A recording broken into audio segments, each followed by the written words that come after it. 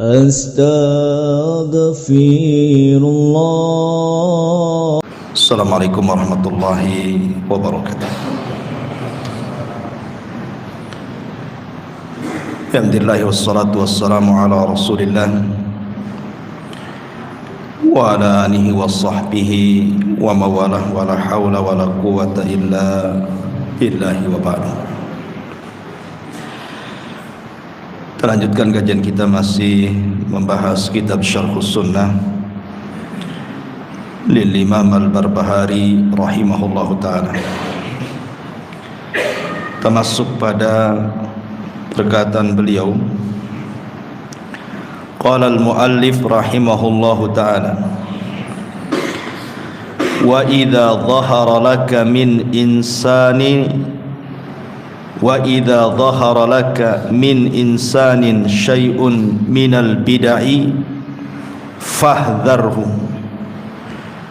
fa innal ladzi akhfa anka akthar mimma adhhar. Wa idza ra'aita ar-rajula radi'at tariqi wal madhhabi fasiqan fajiran sahiba ma'asin zaliman wa huwa min ahli sunnati fashabhu wajlis ma'ahu fa innahu laisa tadhurruka ma'siyatuhu. Wa idza ra'aita ar-rajula 'abidan mujtahidan mutakashshifan muhtarifan bil ibadati sahib hawan fala tajlis ma'ahu wala tasma' kalamahu wala tamshi ma'ahu fit tariqi fa inni la amina an tastahilli tariqahu fatahlak ma'ahu. Ra'a Yunus ibn Ubaid ibnahu wa qad kharaja min indi sahibi hawan faqala ya bunayya min aina kharajta qala min indi Amr ibn Ubaid qala ya bunayya la an araka kharajta min baiti hayti ahab ilayya min an araka kharajta min baiti fulan wa fulan wala an talqa Allah zaniyan sariqan khainan ahabbu ilayya min an talqahu biqauli ahli al-ahwa. Afala ta'lam anna Yunus qad alima anna al-hayti la yudhillu ibnahu an dinihi wa anna sahibal bid'i yudhilluhu hatta yakfurhu hatta yukaffirahu. Baik.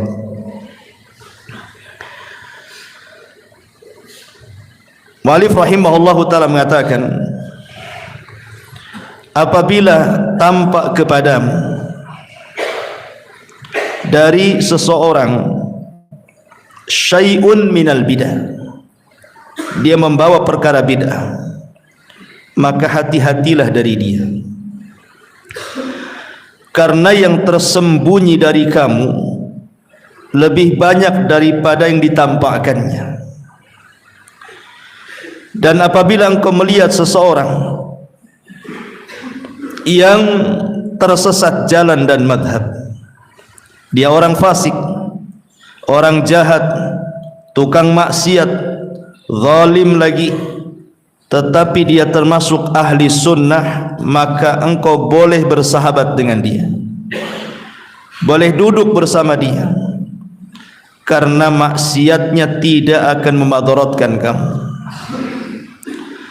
Tapi kalau engkau melihat seseorang ahli ibadah, ahli ijtihad, sangat khusyuk, sangat memperhatikan ibadah, tapi dia pengekor hawa nafsu, maka jangan duduk bersamanya, jangan mendengar kata-katanya, jangan berjalan bersamanya di jalan, karena aku tidak merasa aman engkau akan selamat darinya dan engkau akan hancur bersamanya.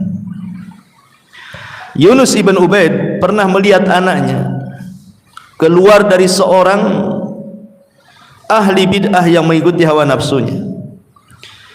Maka Yunus ibn Ubaid mengatakan, wahai anakku, jika engkau keluar dan engkau keluar dari tempat pelacuran, lokalisasi lebih aku cintai dibandingkan engkau keluar dari rumah pemilik bid'ah fulan ibn fulan. Karena kalau engkau berjumpa dengan Allah, engkau berzinah, engkau mencuri, engkau berkhianat, itu lebih aku sukai dibandingkan engkau berjumpa dengan Allah membawa perkataan ahli bid'ah. Tidakkah engkau tahu bahwa Yunus mengetahui bahwa tempat lokalisasi itu tidak menyesatkan anaknya dari agamanya, tetapi pemilik bid'ah itu bisa menyesatkan anaknya, boleh jadi bisa sampai kepada tingkat kekufuran.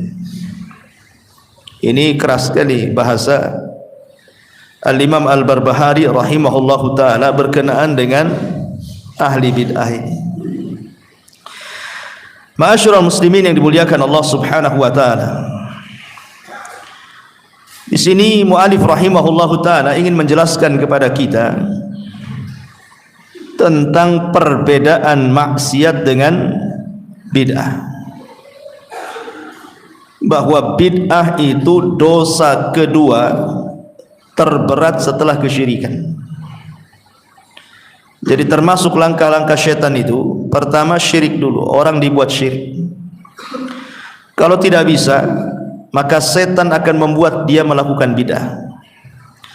Kalau tidak bisa, maka setan akan menjerumuskan dia ke dosa besar, maksiat. Kalau tidak bisa, maka dijerumuskan ke dosa kecil. Kalau tidak bisa, maka dibuatnya dia melakukan hal-hal yang tidak ada manfaat dalam hidupnya. Begitulah khutuwati syaitan. Makanya Allah mengatakan wala tattabi'u khutuwati syaitan, jangan ikuti langkah-langkah syaitan.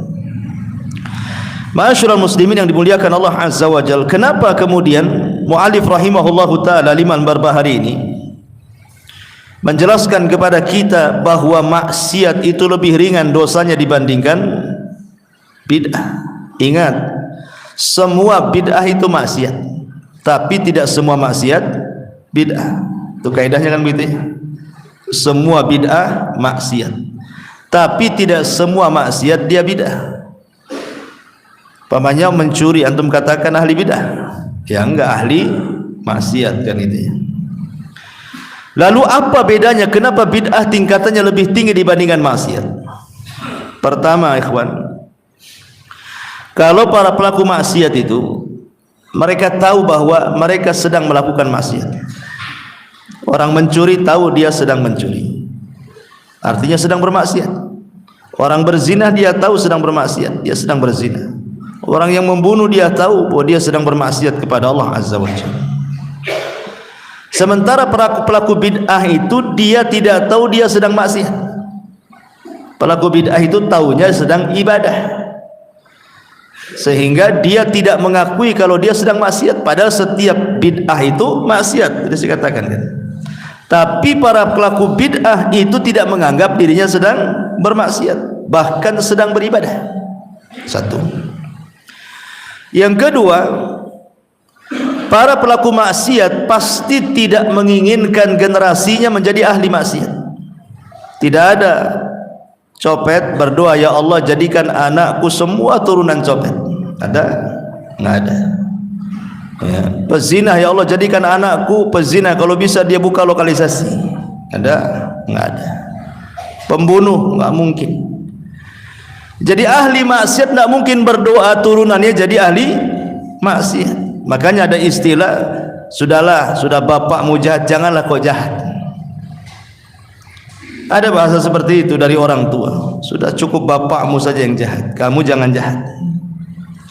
Tapi para pelaku bid'ah tidak, dia akan mendoakan anaknya supaya sama dengan dirinya, supaya bahkan lebih hebat dibandingkan bid'ahnya. Terkadang dipesantrenkan dan begitu seterusnya kan itu, supaya lebih hebat lagi. Artinya bahwa dia tidak merasa bahwa dia sedang melakukan bid'ah, makanya berdoa anaknya supaya jadi ahli bid'ah juga. Kalau ahli maksiat tidak. Kenapa? Karena maksiat itu disebabkan syahwat. Kalau bid'ah disebabkan syubhat. Kalau syahwat itu merusak akhlak dan orang tahu bahwa dia sedang merusak akhlaknya sendiri. Tapi ahli bid'ah itu disebabkan syubhat. Syubhat itu kerancuan di otaknya itu. Ya, atau dengan kata lain, kalau maksiat itu pelakunya tahu bahwa dia maksiat, tapi ahli bid'ah itu karena sudah ada syubhat di kepalanya, tidak tahu kalau dia sedang bermaksiat. Sudah saya contohkan apa bedanya syahwat dengan syubhat. Adam turun dari surga ke bumi karena syahwat, memakan buah larangan. Makan itu syahwat perut. Iblis turun dari surga ke bumi karena syubhat, karena dia merasa lebih baik dibandingkan Adam, makanya tak mau sujud. Itulah syubhatnya iblis, karena merasa lebih baik ya. Dibandingkan Adam, dia tahu itu salah, tapi karena kena syahwat akhirnya dimakan juga. Terpaksalah Adam dikeluarkan dari surga turun ke bumi. Ma'asyiral muslimin yang dimuliakan Allah Subhanahu wa taala, dari sinilah ada istilah para ulama bahwa syaitan lebih suka dengan ahli bid'ah dibandingkan ahli maksiat. Karena ahli maksiat itu kalau diingatkan bisa tobat dia. Tapi kalau ahli bid'ah diingatkan gak akan tobat, kita pula yang disuruh tobat ikut dia. Kan gitu ya. Antum yang salah, antum harus ikut saya katanya. Ma'asyiral muslimin yang dimuliakan Allah Azza wa Jalla. Tetapi ahli sunnah wal jamaah mengajarkan kepada kita tentang pembagian bid'ah dan definisi bid'ah, kemudian patokan-patokan bid'ah, supaya kita tidak seperti ahli bid'ah, terjerumus kepada manhaj tabdi wa manhaj tabdi, suka membid'ah-bid'ahkan, atau takfir, suka mengkafir-kafirkan. Ini kita akan bahas sedikit supaya antum punya pengetahuan tentang rincian pembagian bid'ah itu seperti apa. Pertama, definisinya. Ulama banyak yang mendefinisikan bid'ah itu macam-macam, tapi saya tertarik dengan definisi Al-Imam Asy-Syatibi. Ini definisi bid'ah yang paling jami', yang paling sempurna. Apa kata beliau? Bid'ah adalah tariqatun fid dini mukhtara'atun tudahi syar'iyyata yuqsadu bisuluki 'alaiha al-mubalaghatu fi at-ta'abbudi lillahi subhanahu wa ta'ala. Bid'ah adalah sebuah cara, tariqah, sebuah cara, sebuah jalan fid din yang dinasabkan kepada agama, mukhtara'ah yang dibuat-buat. Jadi bid'ah dari sini kita tahu bahwa bid'ah buatan manusia, bukan buatan Allah dan Rasulnya, karena dia jalan yang dinasabkan ke dalam agama, mukhtara'ah yang dibuat-buat manusia ya. Jadi ini poin pertama. Jadi dikatakan bid'ah kalau dibuat manusia. Kalau yang dibuat, yang membuat adalah Allah dan Rasulnya, bukan bid'ah, itu syariat namanya. Tapi kalau dibuat manusia berarti bid'ah. Tudahi syar'iyyatah. Kemudian poin yang kedua, yang menyerupai syariat. Jadi manusia buat sebuah tata cara dalam ibadah menyerupai syariat ya. Yuqsadu bisuluki 'alaiha al-mubalaghatu fit ta'abbudi lillah. Maksud dia melakukan itu dalam rangka berlebih-lebihan di dalam menyembah Allah Subhanahu wa taala. Dari sini kita tahu bahwa orang ini ikhlas ketika melakukan sebuah perbuatan yang tidak dicontohkan, dia ikhlas. Karena mubalaghah fi ta'abbud kan, berlebih-lebihan dalam menyembah, artinya kan dia ikhlas, punya keikhlasan dalam ibadah. Sayangnya dia tidak mencocoki syariat ya. Sementara ikhlas tanpa mencocoki syariat diterima? Tidak, karena syarat diterima amal itu pertama ikhlas, kedua ittiba, mencontoh Nabi kan gitu. Ikhlas saja tidak cukup, harus mencontoh Nabi juga. Berarti di sini ada 4 poin dalam definisi Al-Imam Asy-Syatibi ini. Pertama, al-iltizam. Iltizam itu dilakukan terus menerus. Berarti kalau dilakukan sekali 2 kali bukan bid'ah. Bisa saja kita katakan menyelisihi sunnah tetapi belum sampai taraf bid'ah. Apa bedanya menyelisih sunnah dengan bid'ah itu? Kan ada orang yang ingin menghaluskan bahasa bid'ah, akhirnya dibilang menyelisihi sunnah. Jangan bilang bid'ah, keras itu Ustaz. Bilang saja menyelisihi sunnah. Beda menyelisih sunnah dengan bid'ah. Kalau menyelisih sunnah boleh jadi dia lakukan sekali dua kali, tapi kalau dilakukan terus menerus itu bukan menyelisih sunnah lagi, itu masuk pada kategori bid'ah. Ingin contoh? Nabi SAW ketika dia berkhutbah, datanglah Hasan Husain. Kemudian dia turun dari mimbar. Kemudian dipeluknya Hasan Husain itu. Kemudian Rasul mengatakan, Sadaqallahul azim. Sadaqallahul azim. Innama amwalukum wa auladukum fitnah. Maha benar firman Allah, kata Rasul. Sesungguhnya harta kalian dan anak-anak kalian bisa menjadi fitnah, termasuk aku, kata Rasul. Bacaan Sadaqallahul azim ini kalau dilakukan sekali dua kali tidak ada masalah.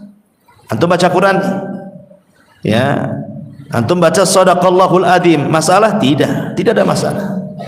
Bacaan Sadaqallahul azim ketika membaca Al-Quran, setelah membaca Quran. Tapi kalau dilakukan terus menerus, bahkan diyakini itu bagian daripada Quran, ini jadi masalah. Karena Sadaqallahul azim bukan bagian daripada Al-Quran, lain dengan Bismillah. Nah, itu bisa terjerumus kepada bid'ah, ya kan? Karena iltizam ada terus-terusan. Sekali dilakukan, sekali-kali tidak bid'ah. Karena Rasul pernah membaca Sadaqallahul azim. Ya. Ini contoh, atau contoh yang lainnya yang mudah. Nabi SAW mengatakan apa? Ketika Nabi mensyariatkan berdoa, kata Rasul, berdoa itu seperti ini, jangan seperti ini. Kemudian di ujung hadis Rasul mengatakan apa? Tsumma afidu ala wujuhikum. Kemudian usaplah wajah-wajah kalian seperti ini. Kan ada, antum pernah melihat doa dibolak-balik tangannya? Ya kan? Kalau doa bala begini, kalau doa baik begini. Biasanya dalam qunut subuh tuh biasanya. Ya. Nggak ada doa itu seperti ini, nggak ada begini. Doa begini. Ya. Mau bala, mau baik begini. Ini perintah Nabi. Ya. Kemudian ada tambahan, summa afidu ala wujuhikum, kemudian diusapkan ke wajah kalian.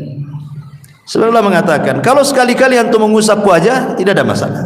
Setiap doa ya, setelah selesai doa. Tapi kalau jadikan terus menerus, ini perlu dalil. Karena kalimat summa afidu ala wujuhikum ini lemah hadisnya. Tentang mengusap muka setelah berdoa, ini hadisnya dhaif, lemah. Jadi kalau dilakukan terus menerus bisa menjadi bid'ah, kan begitu ya. Kalau sekali-kali tidak ada masalah. Karena tidak ada iltizam di sini. Ini satu. Yang kedua, bid'ah itu buatan manusia. Ingat, bid'ah itu buatan manusia. Kalau buatan Allah dan Rasulnya itu syariat namanya. Dan tidak ada masalah dengan syariat. Bahkan dianjurkan, bahkan bisa wajib.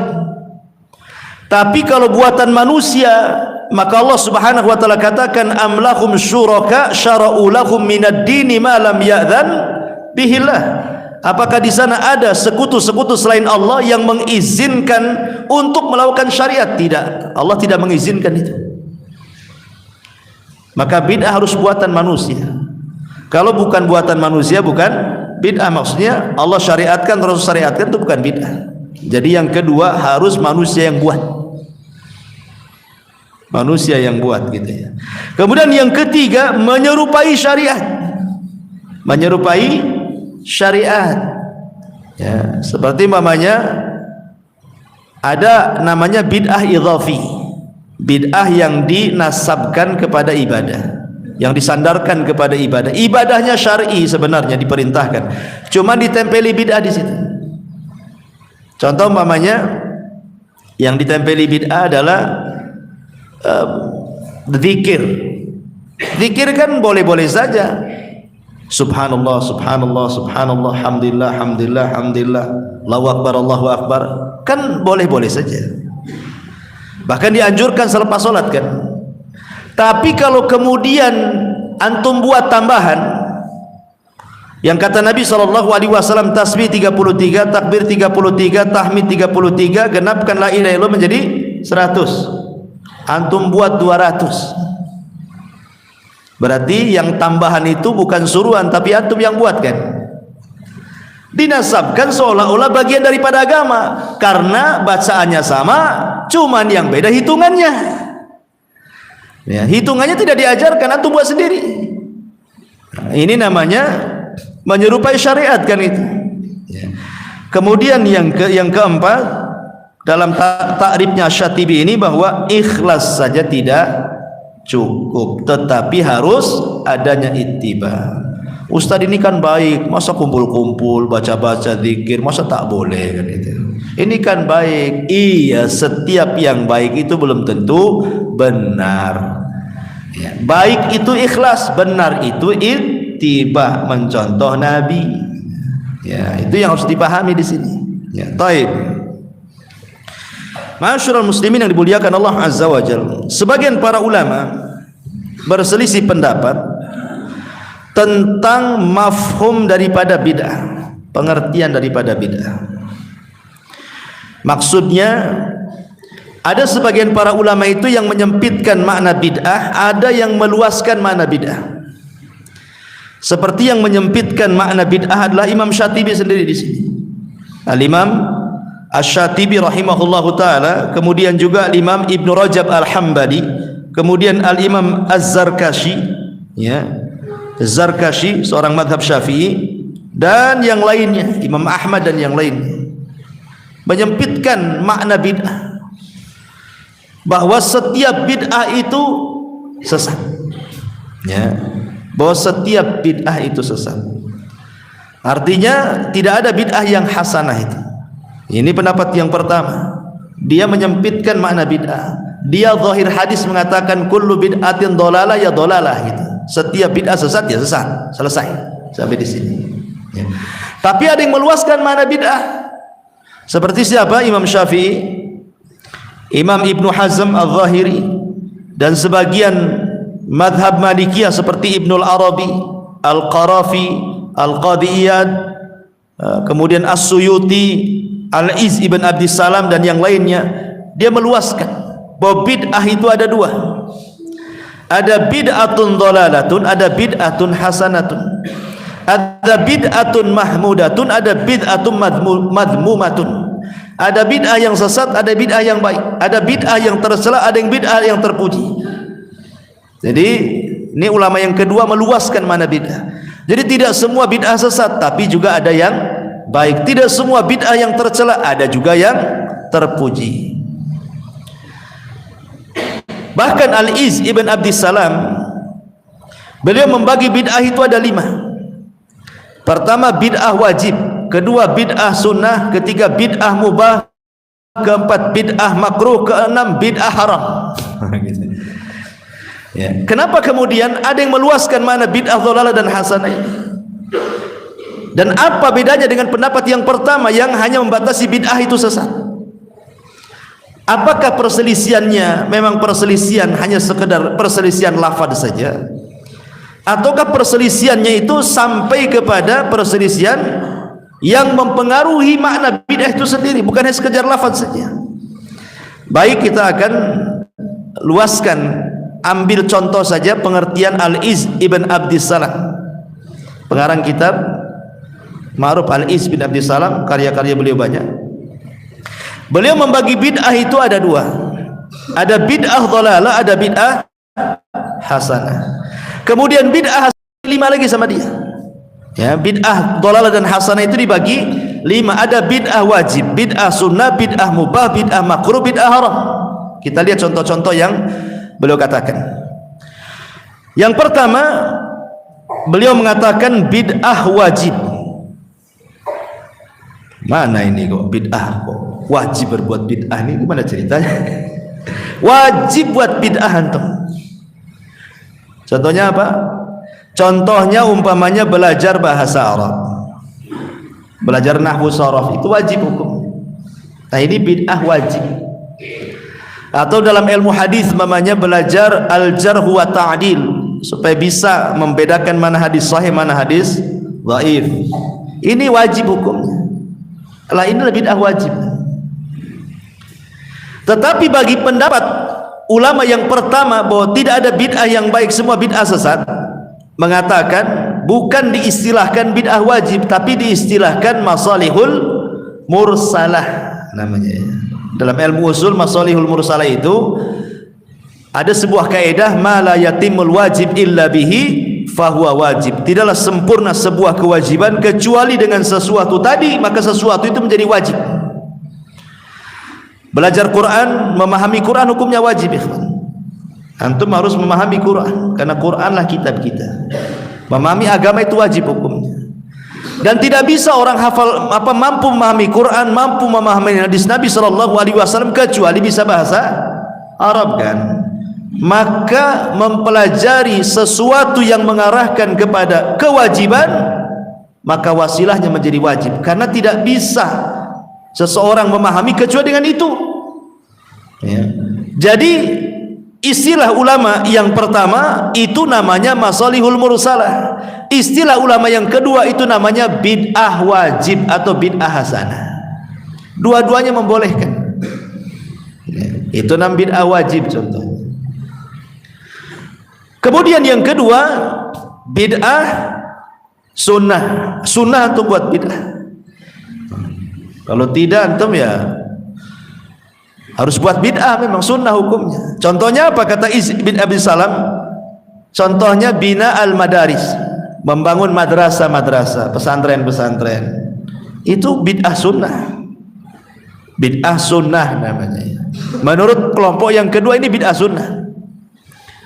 Menurut kelompok yang kedua ini bukan bid'ah sunnah tetapi sunnah yang baik. Seperti Rasul mengatakan, man sanna sunnatan hasanah, siapa yang memberikan contoh yang baik. Ini kan kebaikan. Membangun madrasah baiklah, bukan bid'ah. Tapi menurut istilah kelompok kedua ini bid'ah hasanah, namanya bid'ah sunnah. Kemudian yang ketiga bid'ah mubah, seperti antum usaha buat oplet, kemudian nambah lagi oplet, itu bid'ah juga tuh. Antum punya rumah diluaskan, itu bid'ah antum meluaskan rumah tuh. Namanya bid'ah mubah. Boleh, nggak masalah walaupun bid'ah. Ya kan, ini mubah-mubah saja, perkara mubah kan. Ya nggak ada kaitannya dengan urusan agama, ini kan urusan dunia. Antum melebarkan rumah sampai 3 flat pun nggak masalah gitu. Bid'ah namanya bid'ah mubah. Kemudian di sana ada bid'ah makruh namanya. Bid'ah makruh ini contohnya memperbagus masjid, mengindahkan masjid. Mengindahkan masjid, mempercantik masjid, itu bid'ah makruh. Kenapa? Karena Nabi SAW mengatakan, ma umirtu bitasyidil masajid, aku tidak diperintah untuk memegah-megahkan masjid tapi tidak ada orangnya di situ. Seperti kebanyakan masjid sekarang kan gitu ya, dicantik-cantik masjidnya, tapi yang sholat muazin sama imam saja. Habis indah masjidnya ditinggal. Itu bid'ah makruh namanya. Nah, tapi bagi pendapat yang pertama ini bukan bid'ah, yang memang di situ dilarang, tidak boleh kan begitu. Kemudian yang terakhir bid'ah haram. Kalau seandainya jelas-jelas menjadi syariah, seperti bid'ahnya orang-orang Syiah di hari Asyura yang memukul-mukul, meratap-ratap gitu ya. Itu bid'ah haram. Lah ulama yang tidak mengatakan bid'ah haram pun tetap dia haram. Berarti kesimpulannya ikhwan, baik pendapat yang pertama yang menyempitkan makna bid'ah, baik pendapat yang kedua yang meluaskan makna bid'ah, itu sebenarnya perselisihannya hanya masalah ikhtilafu lafzi saja, hanya lafaz saja. Intinya dua kelompok ini sama-sama mengatakan bid'ah itu tak boleh sebenarnya. Maksudnya bid'ah dalam definisi yang dicantumkan oleh Imam Asy-Syatibi tadi rahimahullahu taala. Ya. Ini tentang istilah mafhum bid'ah. Taib.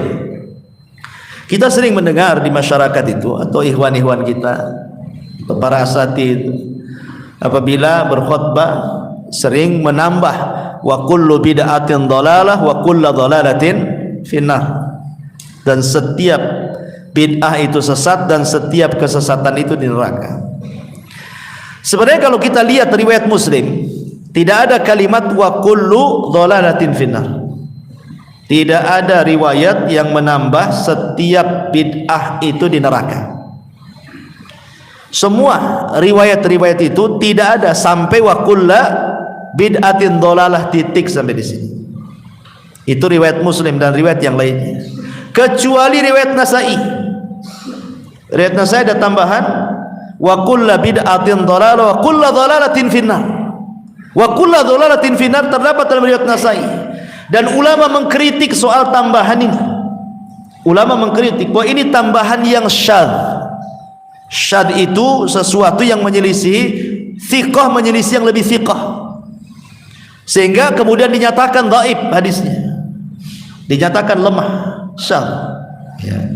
Sehingga hadisnya dalam redaksi Muslim sampai wa kullu bid'atin dhalalah, tidak ada tambahan wa kullu dhalalatin finnar. Tetapi walaupun lemah secara lafaz, para sahabat Nabi SAW banyak yang mengamalkan.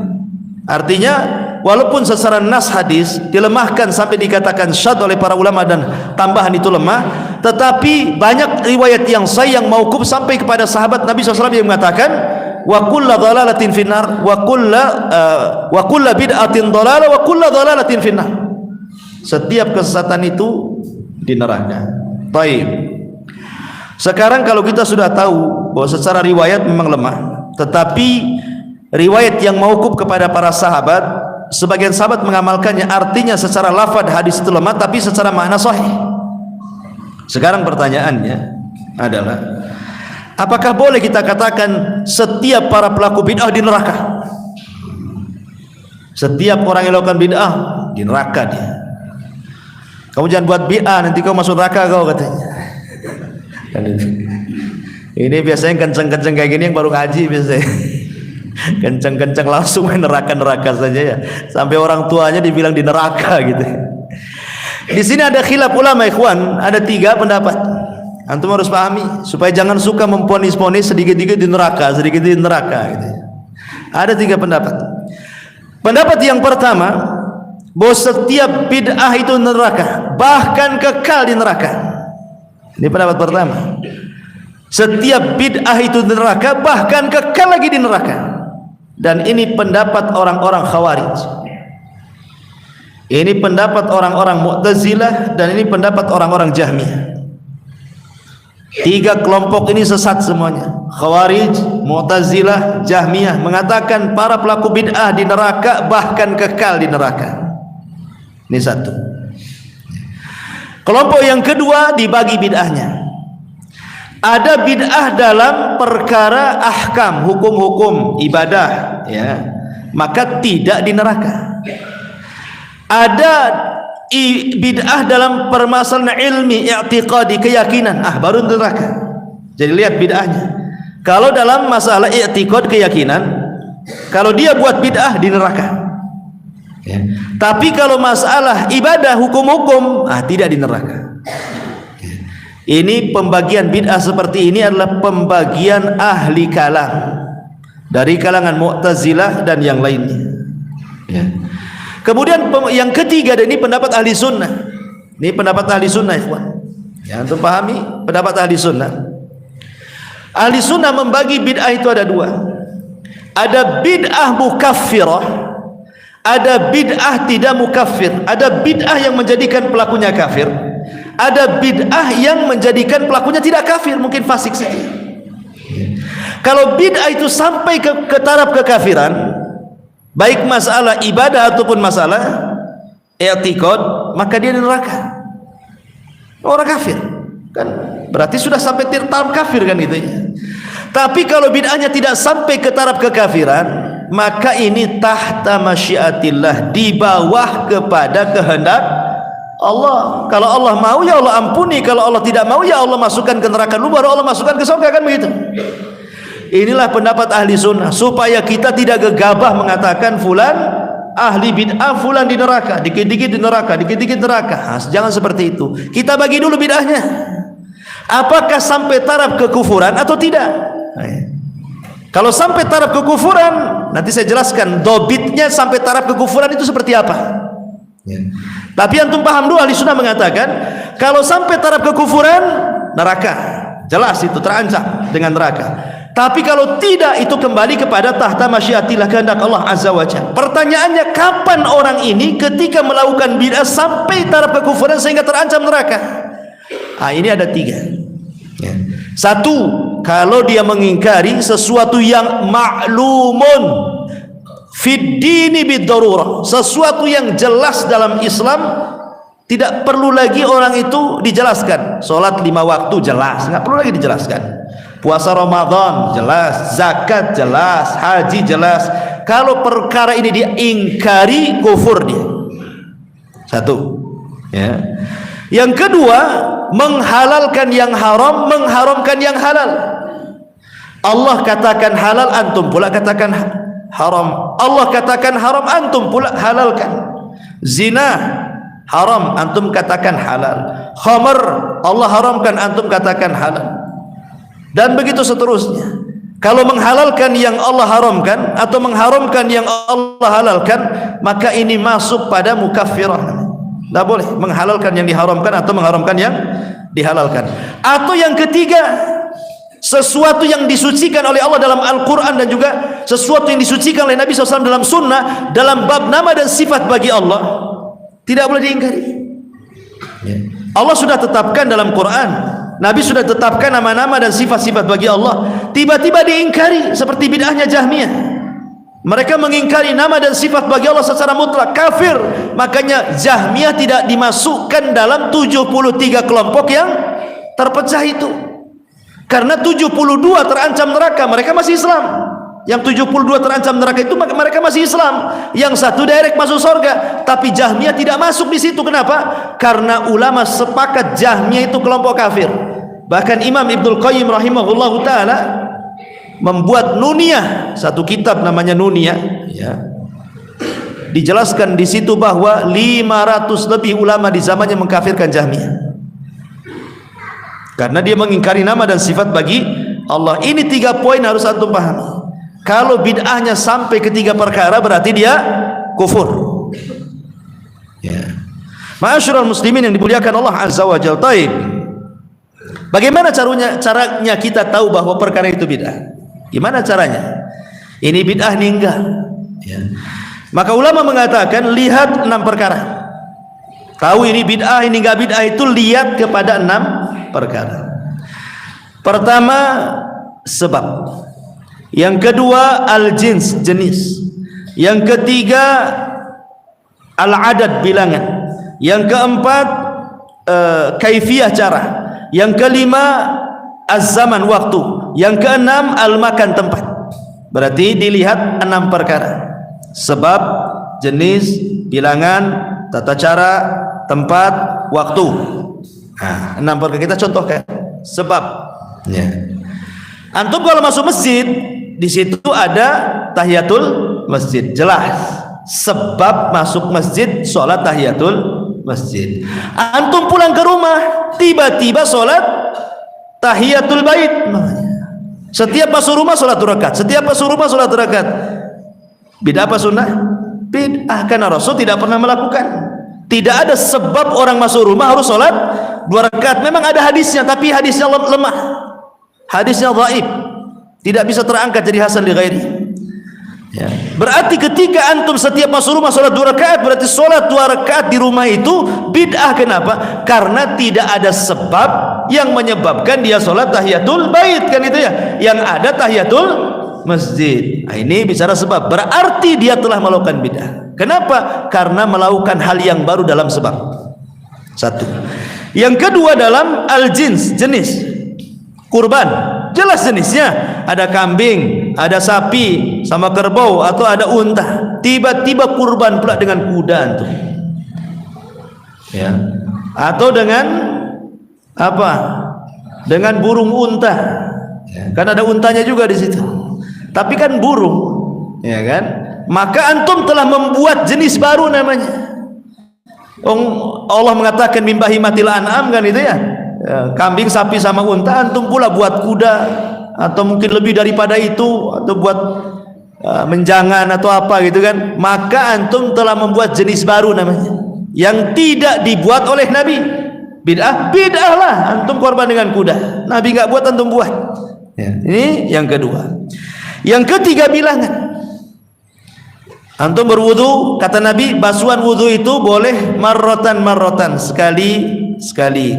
Umpamanya tangan, cuci tangan sekali, berkumur-kumur sekali, hidung sekali, nggak apa-apa.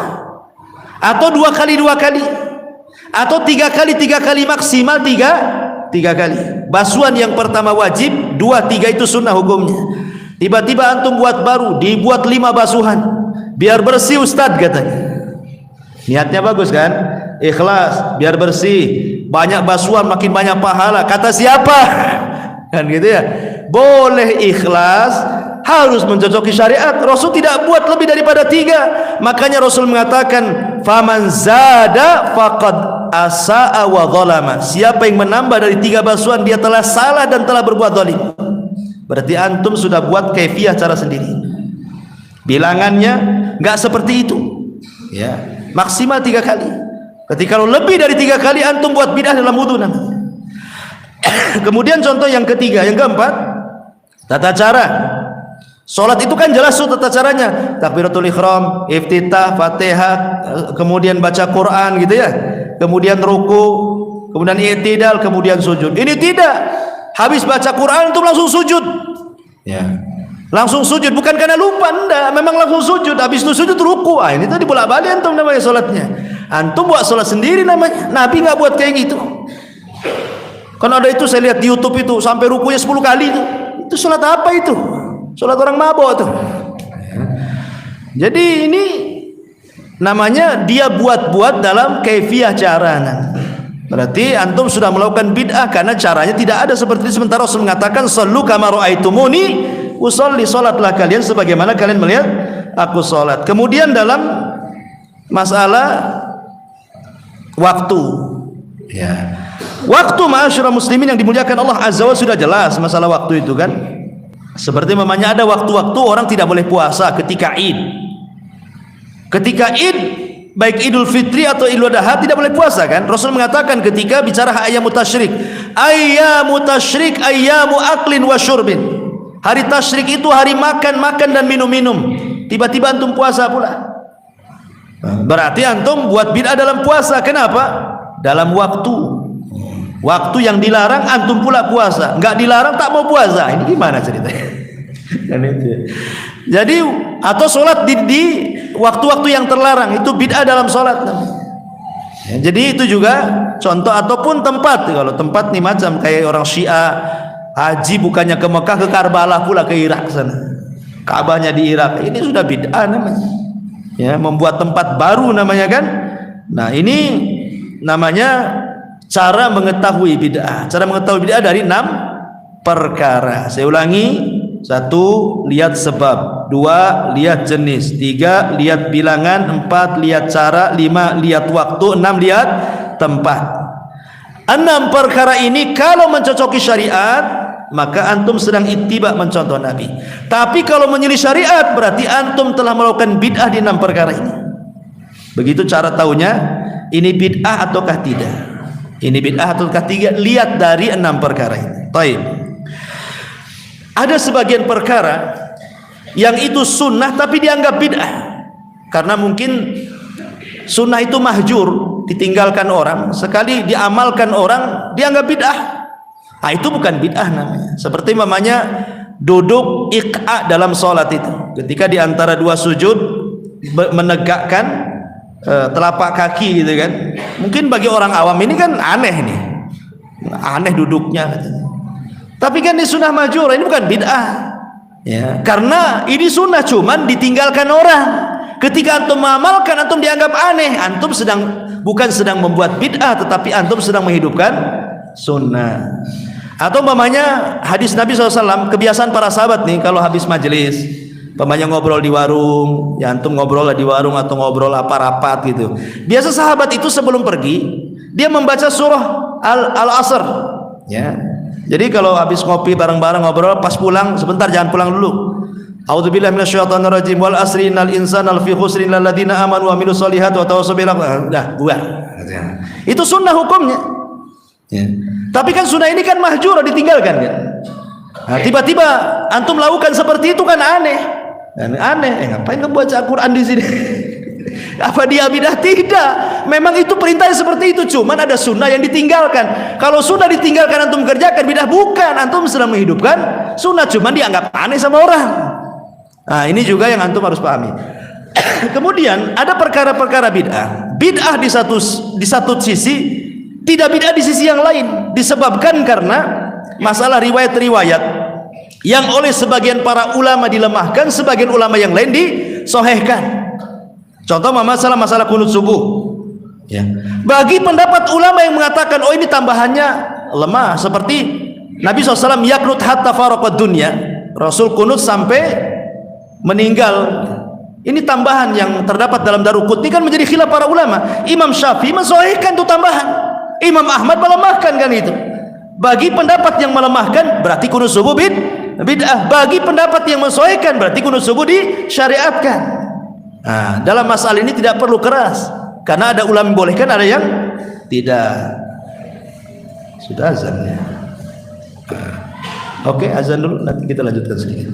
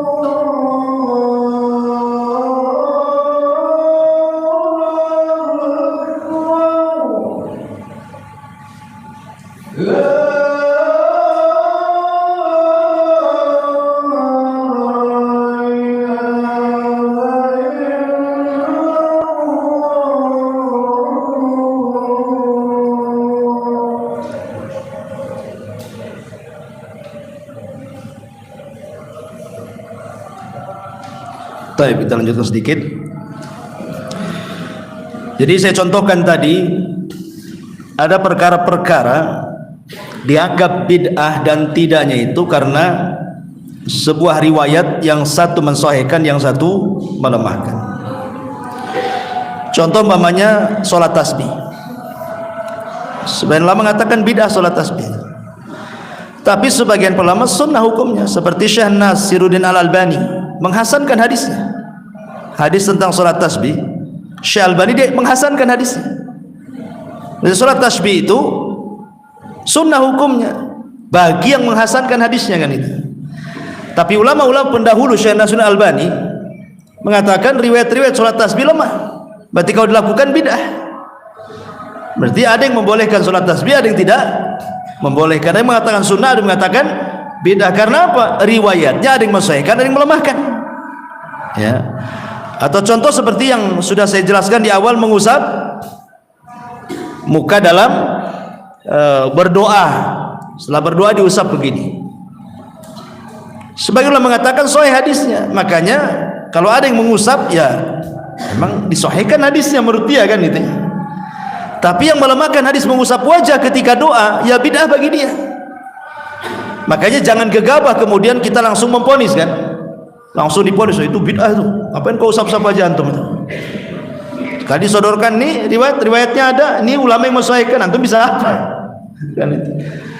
Kayak kunut, pemain dikit-dikit kunut bid'ah, nanti dikeluarkanlah pendapat Imam Syafi'i. Emang antum lebih cerdas daripada Syafi'i? Ah, digituin pula pusing antum jadi. Ya. Jadi lihat, ya kan, lihat temanya di sini. Atau contohnya umpamanya meletakkan pelepah kurma di kuburan. Ada hadis Nabi SAW ketika Rasul mampir di kuburan, ada dua orang yang dikubur itu sedang disiksa. Oleh Nabi SAW pelepah kurma yang masih basah dibelah jadi dua, ditancapkan. Sebagian ulama mengatakan ini khususnya Nabi, berarti umatnya tidak boleh melakukannya. Berarti kalau melakukannya bid'ah, karena ini khususnya Nabi. Nabi dapat mukjizat, Nabi tahu di kuburan ini sedang disiksa, makanya Rasul menancapkan supaya ringan siksaannya. Lah antum memang tahu yang di kubur itu disiksa atau enggak, kok main tancap suudon antum. Berarti itu khususnya Nabi. Tapi pendapat yang kedua, lah bukankah sunnah itu setiap perbuatan, setiap ucapan, setiap penetapan Nabi? Ya namanya sunnah, Nabi lakukannya kita lakukan, lah itu kan sunnah. Tapi siapa? Kan sunnah, kan ini kan Nabi yang lakukan. Kalau saya mencontoh Nabi masa salah? Jadi yang perkara-perkara seperti ini, kawan, kita tidak bisa keras. Ya. Tidak bisa kemudian kalau antum tidak paham rinciannya, jangan orang baru hijrah kemudian main bid'ah saja, tidak begitu. Jadi tetap ada rinciannya supaya kita tidak seperti Khawarij, ya, yang mudah membid'ah-bid'ahkan, mudah mengkafir-kafirkan. Walaupun demikian, tetap yang namanya bid'ah itu dicela. Dalam sebuah hadis Nabi SAW ketika berbicara tentang masalah telaga, kata Nabi SAW, ana faratukum alal haudi, aku menunggu kalian di telaga. Maka datanglah umat Nabi SAW minum satu persatu, dan yang pertama adalah ahlul Yaman. Tiba-tiba ketika sudah selesai ini umat Rasul minum semua, datanglah sekelompok orang yang belum minum. Tiba-tiba diusir malaikat. Kemudian Rasul mengatakan ashabi ashabi, dalam riwayat ummati ummati. Ya Rabb, itu kan sahabat, dalam riwayat itu kan umatku. Maka kemudian Nabi SAW dikatakan kepadanya, innaka la tadri ma ahdatsu ba'daka innahum ghayyaru wa baddalu. Wahai Muhammad, engkau tidak tahu apa yang terjadi dengan mereka. Mereka telah merubah-rubah sunnahmu dan telah merubah-rubah petunjukmu. Ingat, di sini ancaman kepada siapa? Para pelaku bid'ah. Ya. Mereka terancam tidak akan minum dari telaga Nabi. Orang yang merubah-rubah sunnah dan merubah-rubah petunjuk Nabi terancam tidak minum dari telaga Nabi. Kemudian juga yang kedua, hadis Nabi SAW bahwa man awa muhditsan fa alaihi la'natullahi wal malaikati wan nasi ajmain. Man awa muhditsa, barang siapa yang melindungi muhdits. Ada dua penafsiran ulama. Muhdits itu artinya para pelaku zalim. Siapa yang melindungi orang-orang zalim. Seperti, maaf para pengacara, hati-hati. Dia tahu bahwa kliennya ini orang jahat, tapi gimana caranya dimenangkan di pengadilan, dia lindungi hak-hak dia. Jelas-jelas dia orang jahat, dia tahu dia salah, tapi banyak pengacara yang melindungi orang jahat. Apa kata Rasulullah? Fa'alaihi la'natullah, dia akan dapat laknat Allah, malaikat dan semua manusia. Hati-hati yang jadi lawyer itu. Kemudian makna yang kedua, muhditsah, ya artinya membuat bid'ah. Sebagaimana hadis Aisyah radhiyallahu anha, man ahdatsa fi amrina hadza, barang siapa yang buat-buat, maksudnya buat-buat bid'ah dalam agama, maka dia dapat laknat dari Allah, dari malaikat dan dari semua manusia. Terancam laknat. Laknat itu dijauhkan dari rahmat, didekatkan dengan azab. Itu namanya rahmat. Ya, laknat itu. Kemudian juga di antara pengaruhnya adalah ada muqabuli amalil mubtadi. Amalannya tidak akan diterima walaupun lelah letih antum lakukan. Antum sudah menghabiskan waktu, tenaga, biaya, sampai nyawa pun antum jadi taruhannya. Kalau yang dilakukan itu bid'ah, percuma. Qul hal unabbiukum bil akhsarina a'mala alladzina dhalla sa'yuhum fil hayatid dunya wa hum yahsabuna annahum yuhsinuna sun'ah. Kata Allah, maukah kuhabarkan kepada kalian amalan yang sia-sia dilakukan? Mereka orang-orang yang melakukan perbuatan menyangka bahwa amalan itu baik, padahal amalan itu sia-sia. Mereka para pelaku bid'ah. Amilatun nasibah tasla naran hamiyah. Ada orang lelah letih, tahu ujung-ujungnya masuk neraka. Sebagian ulama tafsir mengatakan bahwa ayat ini diisyaratkan kepada khawarij. Amilatun nasibah tasla naran hamiyah. Lihat orang-orang khawarij itu, dikatakan oleh Nabi SAW, solat mereka lebih hebat dibandingkan solat kalian. Qiyamul lail mereka lebih hebat dibandingkan qiyamul lail kalian. Baca Quran mereka lebih hebat dibandingkan baca Quran kalian. Tapi tidak sampai di tenggorokan mereka Qurannya itu. Mereka meresat dari Islam seperti anak panah dari busurnya, kata Rasul. Amilatun nasibah tasla naran hamiyah. Lelah solat, puasa, baca Quran, ujung-ujungnya masuk neraka. Kilabi ahli nar, kata Rasul. Kilabu ahli nar, anjing-anjingnya neraka, kata Nabi. Orang-orang khawarij, ya. Jadi jangan lelah letih kita di dunia melakukan amalan tapi ditolakkan begitu. Capek, jadi habis tenaga, habis waktu, habis biaya. Kemudian ada mutaufiq lit taubah, dikhawatirkan tidak mendapatkan taubat, taufik untuk bertobat karena keasikan dengan bid'ah dia. Akhirnya dia lupa, sehingga akhirnya mati di atas bid'ah. Karena saya katakan tadi bahwa para pelaku bid'ah menyangka bahwa dia di atas kebaikan, lain dengan pelaku maksiat kan, sehingga taufik tobatnya itu agak sulit. Dan banyak lagi tentang bahaya-bahaya bid'ah di dalam Islam. Tetapi antum harus pahami antara pelaku bid'ah dan ahli bid'ah.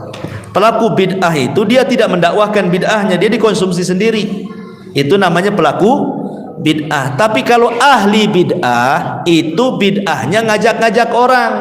Dia melakukan bid'ah, dia juga ngajak. Disitulah nanti turunannya hukumnya apabila antum sholat di belakang ahli bid'ah dan pelaku bid'ah. Lihat imamnya. Kalau imamnya pelaku bid'ah, dia bid'ahnya dikonsumsi sendiri, tidak ada masalah.